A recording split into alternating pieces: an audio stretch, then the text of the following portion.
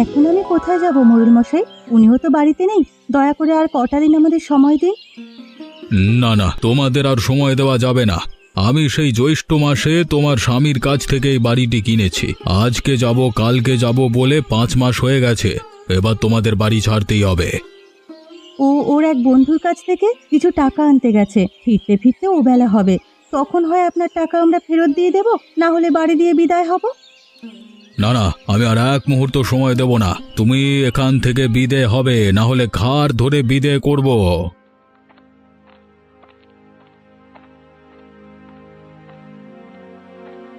তার আর দরকার হবে না মোড়ল মশাই, আমি চলে এসেছি। এক্ষুনি আপনাকে সবকিছু বুঝিয়ে দিয়ে বিদে হব। ওগো, তুমি এসেছো? উনি যে আমাদের তাড়িয়ে দিচ্ছেন। চলো গিন্নি, আর এক মুহূর্ত নয়। যে লোক একদিন সহ্য করতে পারে না, তার আশ্রয়ে এক মুহূর্ত থাকবো না। তাই যাও, তোমাকে থাকতে বলেছে কে? তাড়াতাড়ি বিদে হয়ে আমাকে মুক্ত করো। যাচ্ছি মোড়ল মশাই, এ কদিন আমাকে আশ্রয় দিয়ে খুব উপকার করেছেন, সেজন্য আমি কৃতজ্ঞ। তুমি দাঁড়িয়ে রইলে কেন গিন্নি? তাড়াতাড়ি গিয়ে ব্যাগপত্র নিয়ে এসো। ওগো, এখন আমরা কোথায় যাব? আমাদের যে যাওয়ার কোনো জায়গা নেই। ওনাকে বলো না আজ রাতটা সময় দিতে। ওর মতো পাষণ্ডের কাছে আমি আর আবদার করব না। তুমি তাড়াতাড়ি গিয়ে কাপড় চোপড় সবকিছু নিয়ে এসো। বাবা, ও বাবা, কোথায় যাব এখন আমরা? জানি না বাবা, যেখানে বিধাতা আমাদের আশ্রয় রেখেছেন সেদিকেই যাব। আর আপনিও শুনে রাখেন, একদিনেই আমাকে আপনি খুঁজবেন। আমি সেই দিনের অপেক্ষায় আছি। আরে যা যা, তোকে খোঁজবার মতো সময় আর ইচ্ছে কোনোটি আমার নেই। আমার চোখের সামনে থেকে দূর হয়ে মর গিয়ে। ওগো, আমি আর হাঁটতে পারছি না। আর কত দূর যাবে? আর একটু কষ্ট করো গিন্নি, সামনে লোকালয় আছে, সেখানে গেলেই আশ্রয় মিলবে। লোকালয়ে কার কাছে যাবে? এখানে যে কেউ আমাদের পরিচিত নয়। তা ঠিক, কিন্তু কারো না কারোর বাড়িতে তো উঠতে হবে। আজকে রাতটা কারোর আশ্রয় থেকে কালকে কিছু করতে হবে। তাহলে বরং আমরা এখানেই থাকি। তপনেরও খুব কষ্ট হয়েছে, আর হাঁটতে পারছে না। এখানে আমরা বিশ্রাম নেই। তুমি গিয়ে দেখে এসো কারোর বাড়িতে আশ্রয় পাওয়া যায় কিনা। বেশ, সামনে একটা বট গাছ দেখা যাচ্ছে, চলো ওখানেই তোমাদের রেখে যাই। বেশ, চলো তবে। একা থাকতে আবার ভয় পাবে না তো? না না, ভয় কিসের? তাছাড়া তপন তো আছেই। তাহলে তোমরা এখানে থাকো গিন্নি, আমি গিয়ে দেখে আসি কারোর বাড়িতে একটুখানি ঠাঁই মেলে কিনা। ঠিক আছে, সাবধানে যেও। বাড়িতে কেউ আছেন? কেউ আছেন বাড়িতে? কে কে এলো এত রাতে? আমি এক ভিনদেশী পথিক, আপনার কাছে একটু আশ্রয়ের আশায় এসেছি। বিন্দেশি প্রতীক? তা বাড়ি কোথায় আপনার? আগে তালসারি গ্রাম, এখান থেকে 20 ক্রোশ দূরে। তা তালসারি, সে তো অনেক দূর। তা এত দূর কিসের জন্য এসেছেন? হ্যাঁ, ও গায়ে সবকিছু বিক্রি করে চলে এসেছি, সাথে আমার পরিবারও আছে। আজকে যদি একটু আশ্রয় পাই, কালকে একটা উপায় করব। না না মশাই, আমি আপনাকে আশ্রয় দিতে পারবো না। অজ্ঞাত কুলশীলকে এই গায়ে আশ্রয় দেওয়া বারণ। গত কয়েকদিন ধরে এখানে ছেলে ধরার উপদ্রব খুব বেড়েছে। না না মশাই, আমি ছেলে ধরা নই, খুবই ভদ্র ঘরের মানুষ আমি। সে তো আপনার কপালে লেখা নেই। আর সবাই এই কথাই বলে বাড়িতে ঢুকে, পরে দেখা যায় বাড়ির ছেলে নিয়ে মাঝরাতে উদা হয়ে গেছে যত সব। ও, তাহলে আপনি আশ্রয় দেবেন না? না, আপাতত সেরকম কোনো ব্যবস্থা হচ্ছে না। আর এক কাজ করুন, আজকে রাতটা কোনোভাবে গাছতলায় কাটিয়ে দিন। কালকে সকালে রায়চৌধুরীর কাছে গিয়ে আপনার কথা বলবো। তিনি চাইলেই আপনাকে সাহায্য করতে পারবেন। তার আর দরকার হবে না, কালকে আমি নিজে গিয়েই তার সাথে দেখা করব। সালার তেজ দেখো, সাহায্য করতে চাইলেও উল্টে কথা শুনিয়ে গেল। এই জন্যই লোকে বলে চেঁচে গিয়ে কারোর সাহায্য করতে নাই, চুলোই যাক সব যত সব। মা, ও মা, এতক্ষণ হয়ে গেল, বাবা এখনো এলো না। বাবা কখন আসবে মা? আসবে বাবা, আসবে। একটু ধৈর্য ধরে বসো। আমার খুব খিদে পেয়েছে মা, কিছু খেতে দেবে না? তোর বাবা আসুক, বলবো দোকান থেকে কিছু কিনে দিতে। আচ্ছা মা, এই বট গাছের ভেতরে কি থাকা যায়? ধুর পাগল, গাছের ভিতর কি মানুষ বাস করে?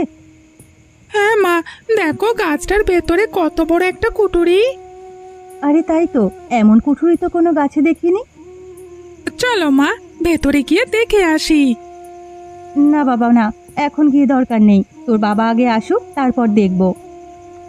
গিন্নি, আরে ও গিন্নি, আছো তোমরা? আছি গো, তা তুমি কোথাও থাকার ব্যবস্থা করতে পেরেছো? না গো গিন্নি, কয়েকজন গৃহস্থকে বলেছি, কেউ আশ্রয় দিতে রাজি হলো না। এ গায়ের মানুষ দেখছি পরোপকারী নয়, বিপদে পড়েছে শুনলে কেউ তো আশ্রয় দেয়। আরে রাখো গিয়ে ওদের কথা, আজকে রাতটা কোনোভাবে এখানেই কাটিয়ে দেব। তোমাদের জন্য চিনা মুড়ি এনেছি, পেট ভরে খেয়ে নাও। বলছিলাম কি, তপন একটা জায়গা দেখেছে গাছের ভিতরে, একটু গিয়ে দেখে এসে তো থাকা যায় কিনা? গাছের ভেতরে? কোথায় দেখি তো। ওই যে বাবা, ওই দেখো। আরে এটা তো অনেক নিরাপদ একটা জায়গা, বাইরে থেকে বোঝাই যায় না ভেতরে এমন ফাঁকা জায়গা আছে। হ্যাঁ, জায়গাটা খুব নিরাপদ, একেবারে থাকার উপযুক্ত। তাহলে তো আর চিন্তা নেই গিন্নি, চলো আজকে রাতটা এখানেই থেকে যাই। এই কুটুরিতে আমাদের কোনো ভয় নেই। বেশ, তুমি যখন বলছো তাই হবে। নে তপন, ব্যাগপত্র সব কুঠুরির ভিতরে নিয়ে রাখ। কি মজা, কি মজা, আমরা থাকবো গাছের ভেতরে।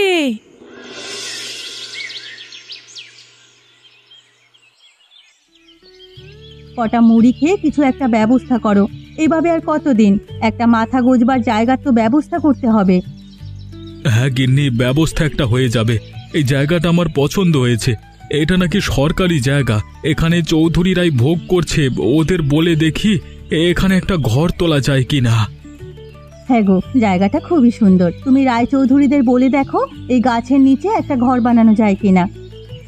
বেশ, আমি তবে যাচ্ছি, আশা করি একটা ব্যবস্থা হয়ে যাবে।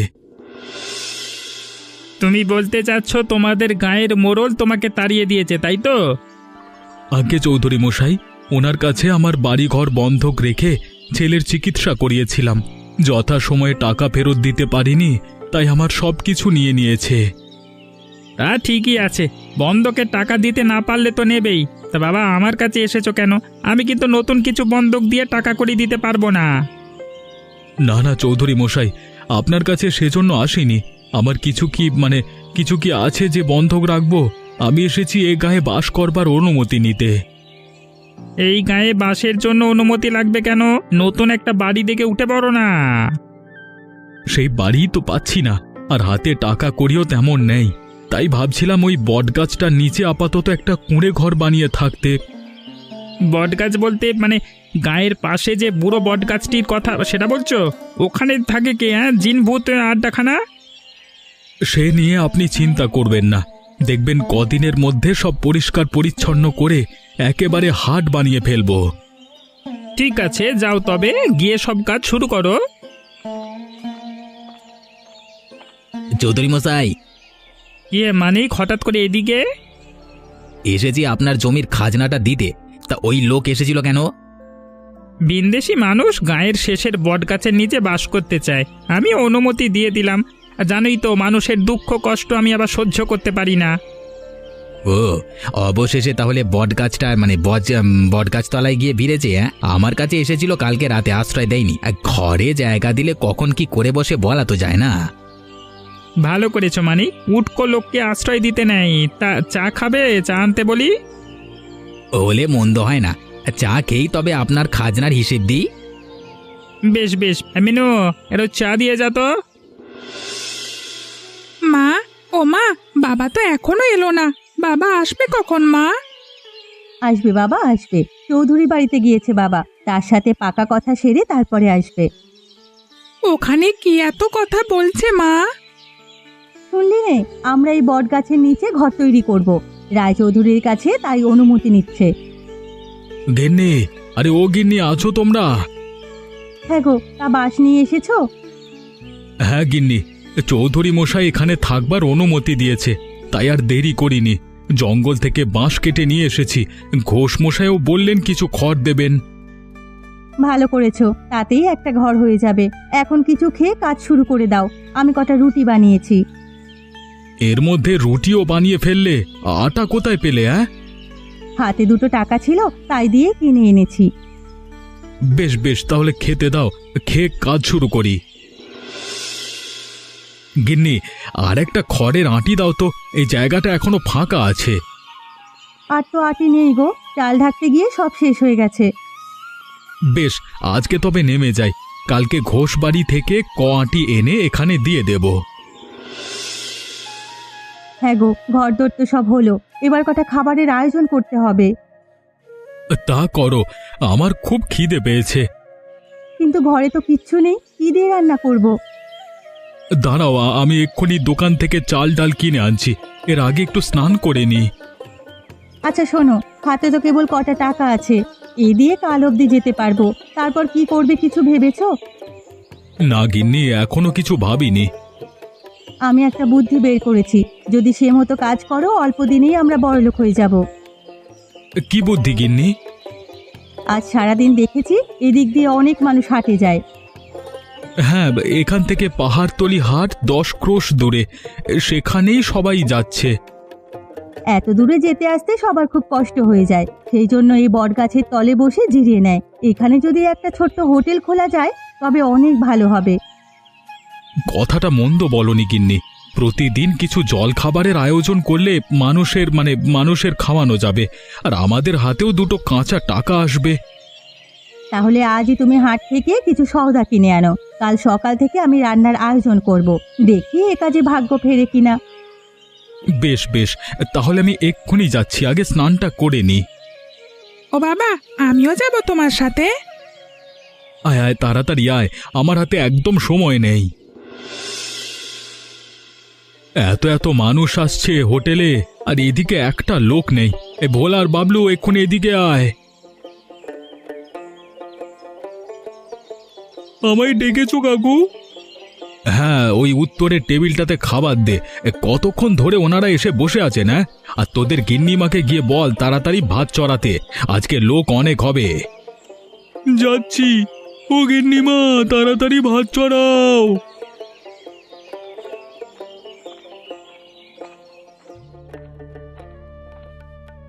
আরে ঘোষ মশাই যে, তা হঠাৎ কি মনে করে? তোমার কাছে এসেছি বিমল, একটা বিশেষ প্রয়োজনে। কি প্রয়োজন বলুন না ঘোষ মশাই, সেবারে আপনি যে উপকারটাই না করলেন আমার, আপনার বাড়ি থেকে বাঁশ আর খড় এনে তবেই আমাদের ঘরটি তৈরি করতে পেরেছিলাম, সেই উপকারের কথা বলবার নয়। তা কি জন্য এসেছেন এখানে বলুন? এই আমি তো এতদিন হাটে মিষ্টি বানিয়ে বিক্রি করতাম বাবা, কিন্তু এখন বয়স হয়েছে, হাটে যেতে পারি না, তাই ভাবছিলাম এই কাছে পিঠে কোথাও একটা দোকান দিয়ে বসতে। তোমার এখানে তো রোজ রোজ অনেক মানুষ যাতায়াত করে, তাই যদি হোটেলের পাশে একটা দোকান করবার অনুমতি দিতে। সেজন্য আমাকে বলবার কি আছে, এই জায়গা তো আপনাদের গ্রামেরই। আমি নেহাত চৌধুরী মশাইকে বলে এখানে স্থায়ী হয়েছি। আপনি কালকে থেকেই দোকান নিয়ে বসুন না, আমার কোনো অসুবিধা নেই এতে। তুমি আমাকে বাঁচালে বাবা, না হলে আজকে অনেক বড় বিপদে পড়ে যেতাম। মানুষের বিপদেই তো মানুষ কাছে আসবে, না হলে কি মানুষ হয়ে কোনো লাভ আছে? ঠিক বলেছ বাপ, খুব ঠিক কথা বলেছ। এখন তবে আমি যাই, কালকে কথা হবে।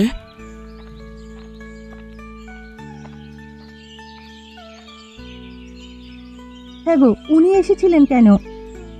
আমাদের হোটেলের পাশে ওনার মিষ্টির দোকান নিয়ে বসতে, আমি বলেছি কালকে থেকেই ব্যবসা শুরু করতে। ভালো করেছো, ওনার সংসার এখন চলছে না, বুড়ো মানুষ, দূর দূরান্তের হাটেও যেতে পারেন না। সেজন্যই তো বলেছি। তাছাড়া আমার এই বটতলাকে নিয়ে অন্য পরিকল্পনা আছে, এখানে একটি গোছানো হাট তৈরি করব, তাহলে আশেপাশে গ্রামের মানুষের কষ্ট অনেকটা কমে যাবে। এই কাজ করলে যদি মানুষের চোখে লাগে, আমার খুব ভয় করে গো। আমাদের সাজানো গোছানো সুখের সংসারে আর কোনো ঝড় আসুক আমি তা চাই না। আরে না, তেমন কিছু হবে না গিন্নি, তুমি অযথাই চিন্তা করো না, হাট হলে বরং ভালোই হবে। বেশ, ভালো হলেই ভালো, তবে আমি যাচ্ছি, আবার রান্না চড়াতে হবে। চৌধুরী মশাই, আরে ও চৌধুরী মশাই, বাড়ি আছেন? কে, বিমল নাকি?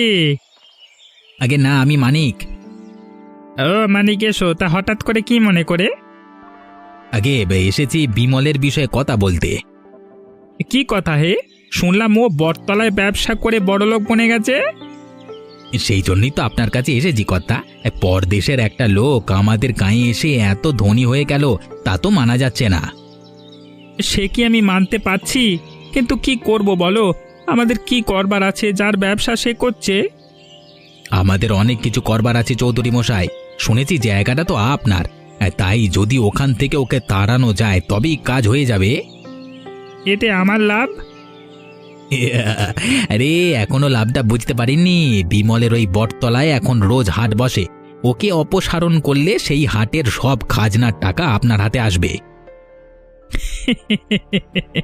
তুমি তো খুব বুদ্ধিমান মানিক, খুব ভালো কথা বলেছ। এভাবে আমিও কখনো ভেবে দেখিনি। তা এতে তোমার লাভটা কি বলো দেখি? আমারও লাভ আছে। আমি চেষ্টা চরিত্র করছি বিমলের ব্যবসাটা হাত করতে। তা আপনি যদি ওকে তাড়াতে পারেন তবে আপনারও লাভ আমারও লাভ। বেশ বেশ, তবে কালই চলো, বিমলকে গিয়ে তাড়িয়ে আসবো। অনেক তো ভোগ করেছে, আর না। এবার ওর খেলা সাঙ্গ হবে।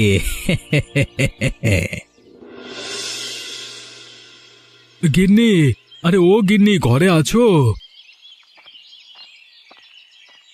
কি গো, এই সকালবেলায় কোথায় যাচ্ছ? বাজারে যাচ্ছি গিন্নি। আজকে সকাল সকাল গিয়ে বাজারটা নিয়ে আসি, দুপুরে অনেক লোকের ভিড় হবে। বেশ, তবে যাও, আমিও ভাত চড়িয়ে দিয়েছি। সকাল সকাল সব রান্না শেষ করে ফেলবো।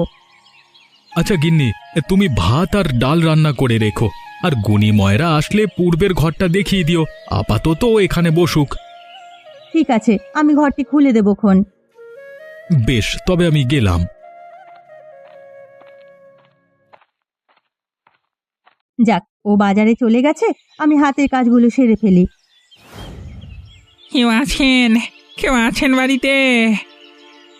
সে কি, আপনি কে? এখানে কি চান? আমাকে চিনবেন না, আমি ভিন গাঁয়ের। এনারে বিপদে পড়েছি। বিপদ? কি হয়েছে আপনার? হ্যাঁ, জমিদারের পেয়াদার আমাকে তাড়া করেছে। আমাকে দয়া করে একটু আশ্রয় দিন, না হলে ওরা প্রাণে মেরে ফেলবে। আপনি কি করেছেন ওদের সাথে যে ওরা আপনাকে প্রাণে মারবে? সে অনেক কথা, আগে তাড়াতাড়ি আমাকে আশ্রয় দিন, ওরা এলো বলে। আচ্ছা আসুন, আমি আপনাকে একটা নিরাপদ জায়গার খোঁজ দিচ্ছি। ওই যে দেখুন, বটগাছটির ওখানে একটা ফোকর রয়েছে, ওখানে গিয়ে লুকিয়ে থাকুন। টু শব্দটি করবেন না, তাহলে কারো সাধ্যি নেই আপনাকে খুঁজে বের করবে। আপনি আপনি আমাকে বড় বাঁচালেন। আচ্ছা, আমি এখন যাই। কেউ আসলে বলবেন আমি নেই। হ্যাঁ,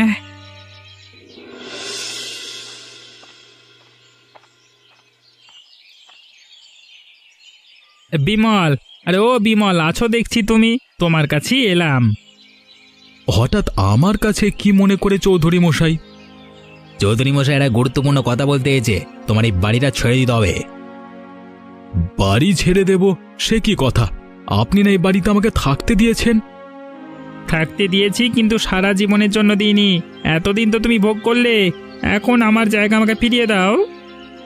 না না চৌধুরী মশাই, এই জায়গা আমি দিতে পারবো না। দরকার হলে আপনি এর সমমূল্য টাকা নিয়ে নিন, তবু এখানে ওকে থাকতে দিন। না না, সে কথা বললে হবে না বিমল। আমাদের এই জায়গা লাগবে, তুমি অন্য ব্যবস্থা করো। এই জায়গা আমি ছাড়বো না, এটা সরকারি জায়গা। যদি সরকার থেকে কখনো বলে তবেই আমি এখান থেকে যাব। তুমি দেখছি অনেক বেয়ারা হয়ে গেছো বিমল। শোনো, আমি ভালোই ভালোই বলছি, জায়গাটা ছেড়ে দাও, না হলে কিন্তু তোমার বিপদ হয়ে যাবে। হ্যাঁ, আর আমাদের তো চেনই, কয়েকদিন আগে গোপুর চাচার বাড়ি পড়লো তার এক গুমামির ফলে। সে কথাটা ভুলে যাবো না। এখন তবে যাই। হ্যাঁ, কালকের মধ্যে বাড়িটি ছেড়ে দিও, কেমন? হ্যাঁ, কুচুমনু।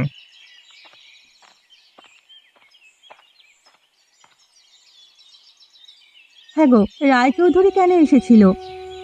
আমার সর্বনাশ হয়েছে গিন্নি, ওরা বাড়ি ছাড়তে বলল। সে কি গো, এখন কি হবে তবে? ওই রায়চৌধুরীরা লোক ভালো নয়, যদি উল্টোপাল্টা কিছু করে বসে। সেই চিন্তাই করছি গিন্নি, দেখি কি করা যায়। হয়তো কালকের মধ্যেই আমাদের গাঁ ছাড়তে হবে।